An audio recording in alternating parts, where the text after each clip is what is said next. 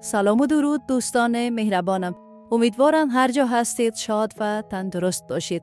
امروز می خواهم یک کیک فینینی دار با طعم کیله آماده نمایم که بسیار آسان و جذاب می باشد و هم سریع آماده می شود. واقعاً بسیار مزه‌دار است. پس بیایید که شروع کنیم. اول به 2 گیلاس شیر پرچرب که 3.5% چربی دارد و تخم پزی اضافه کرده. بعد 1 پاکت شکر وانیلی که حدود 7 گرم است اضافه می کنیم. سپس 1 قاشق چایخوری پودر ال اضافه می کنیم. 8 قاشق غذاخوری شکر.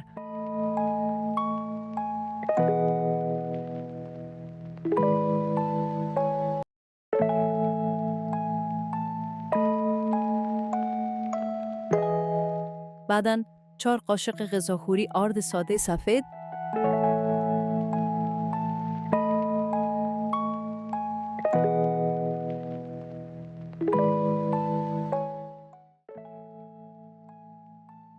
و 5 قاشق غذاخوری نشایسته جواری.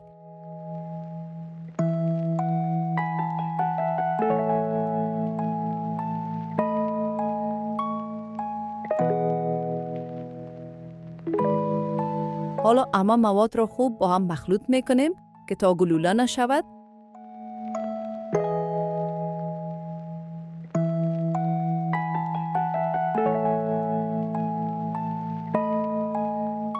بعد از آن شیر باقی مانده را اضافه میکنیم که تقریباً 4 گیلاس می باشد.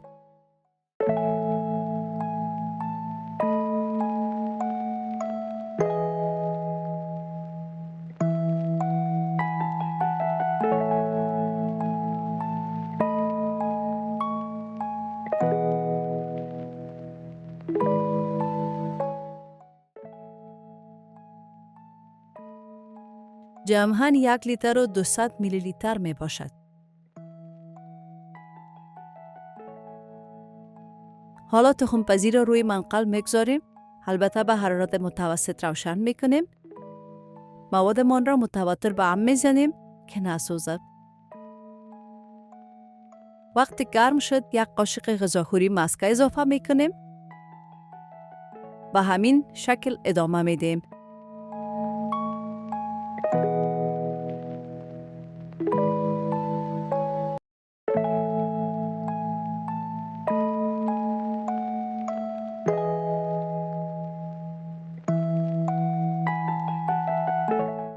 تا زمانی که مواد غلیظ‌تر شود و به این حالت کریمی برسد.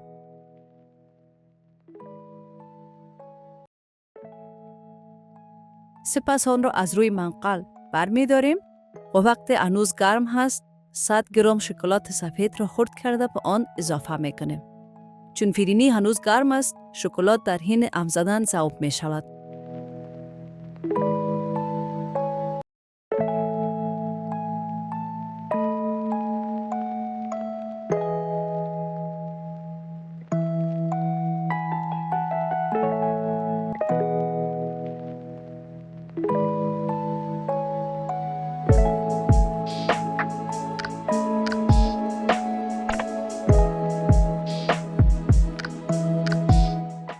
بسکویت ها را به این شکل برای پلاستیک می چینیم.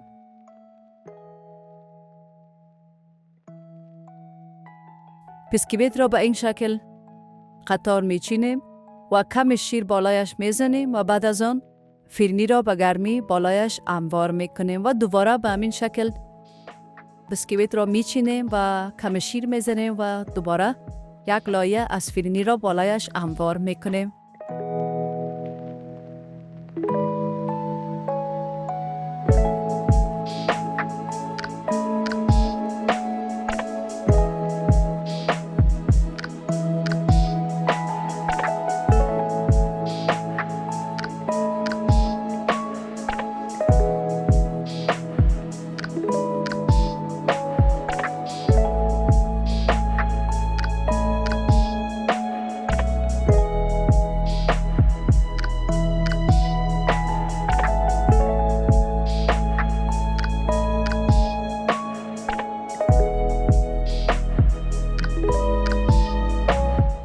البته 3 لایه بسکیت می باشه و در قسمت وسط 2 لایه می باشد به خاطر از اینکه کیله میگذاریم آنجا.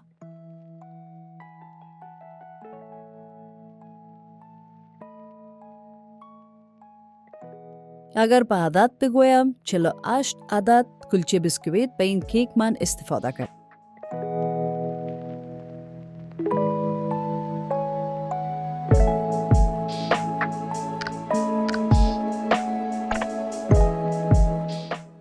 البته 1.5 عدد کیله من استفاده کردم به این کیک.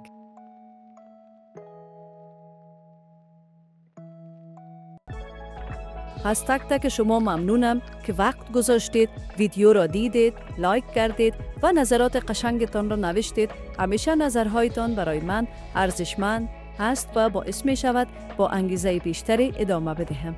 حالا می خواهم چند تا از کامنت های قشنگتان را بخوانم و ازتان قدردانی کنم. باز هم سپاس از همراهیتان. از کامنت های ارزشمند و همیشگیتان یک دنیا تشکر می کنم. زنده و سلامت باشید. از حمایت شما به نهایت خوشحالم که این ویدیو برایتان جذاب بوده. امیدوارم از دستورهای جدید لذت ببرید. سعادتمند باشید. خواهر نازنین و دوست داشتنی، از تشویق‌های همیشگی و کامنت‌های پرمحبتتان قلباً سپاسگزاری می‌کنم. سعادتمند باشید. قلباً ممنونم از نظر خوبتان. باعث خوشحالی من هست که توانسته هم دستورهای مفید آماده نمایم. منتظر دیدن شما در ویدیوی بعدی هستم. خوشوقت و خوشنصیب باشید. بعد از این که ما آماده شد، میگذاریم که سرد شود. بعد از آن نیم ساعت به یخچال میگذاریم و بعد از آن میتوانید نوش جان نمایید. باقی مانده فرنی و کیله را توانیم به این شکل تزیین کنیم.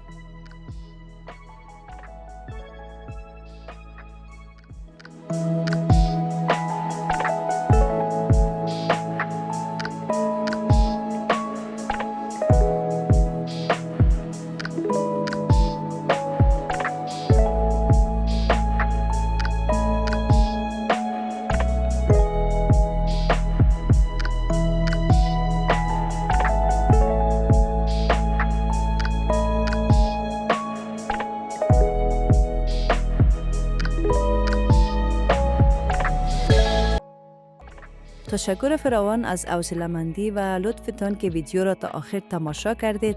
در پناه لطف الهی سربلند و پیروز باشید.